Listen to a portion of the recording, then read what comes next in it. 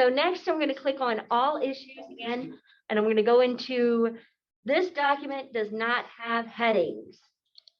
What do you mean this document doesn't have headings? If we look at the document, okay, we see here, this part right here, it's bold, it's large. I can clearly tell that that's a heading. I can also tell that the green ones that I've already fixed, I've changed that color, but those that were originally green, those are subheadings under the main heading. We can tell this because they're colored differently and they're bold. Okay, but remember I've mentioned this behind the scenes thing, and the behind the scenes is what really matters when we're talking about digital documents. Okay, when we're providing documents digitally, right? Before we get started on this issue, I'd like to before we get started on this issue, I'd like everyone to click on the View tab and then select Navigation pane, because all I'm doing here is I want to be able to view the navigation pane. Now, someone using assistive technology to access this document would be using the guides here in the navigation pane, which notice that there are none. Okay, there should be links in here in the navigation page so that they can navigate through the document. Okay, I just wanted to show you that there aren't any right now. So what we're going to do is we're going to click on the first heading here. Now that is a top heading of the document. So I'm going to call that one heading 1. I'm in the home ribbon under styles. I click heading 1. Notice that it changed the look of my of the thing that I just changed. After I've called it heading 1, I can then change the color again, and I can make it bold, and I can center it. I can do all of these things to it, and that's fine. It's still called heading 1. Okay, so my point there is that you do still have control over the visible, over how your document looks. Okay, now subheadings under heading 1 will get assigned as heading 2. Okay, so all of those that were originally green, remember that we had 4 of them, those will all be considered heading 2. So I'll go and find each of those. Notice again that it's changing the look of it, but don't worry about that. We'll fix it. One more. Okay, now, finally, there's one more that I need to change. And before I change this one, because when I change it, it's going to change the look, I do want to point out that this is not a good font.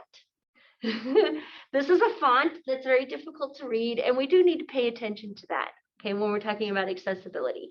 Also, avoid this color and underlining because it looks like links. See, underlining has a specific purpose. It indicates that something is a link. So avoid it, and avoid, making things look like links when they're not.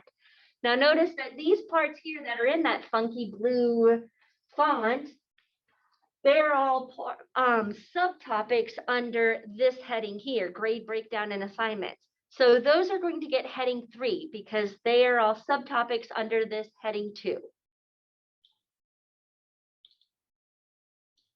So I'm making all of those heading 3. Okay, now I said that I would go back and talk about the look of your document. Let's say you don't want, I don't want to use blue. I don't want to use blue ink, or, whatever it is.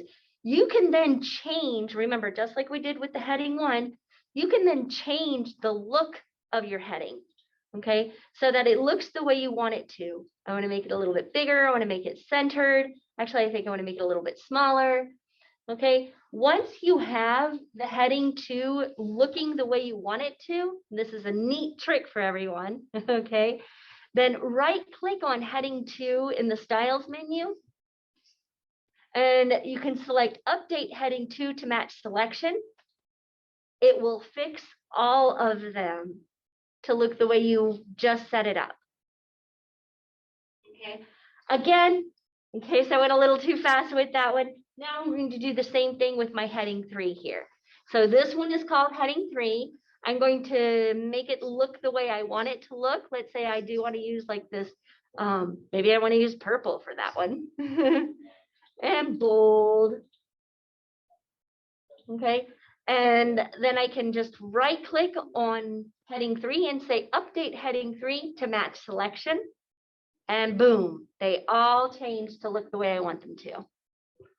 Now, before we wrap up this whole headings issue, let's dip back into that navigation pane. Okay, do you remember where it was? We click on view, and then we click navigation pane so that it'll appear over here on the left. And there's a difference. Now that we've assigned these as headings, they're there in the navigation. Okay, and you can imagine how useful this is, especially for larger documents, for everyone.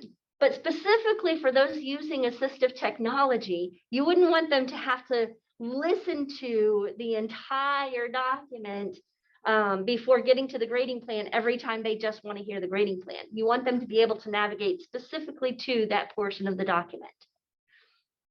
Okay, so navigation, building navigation into your document is very important.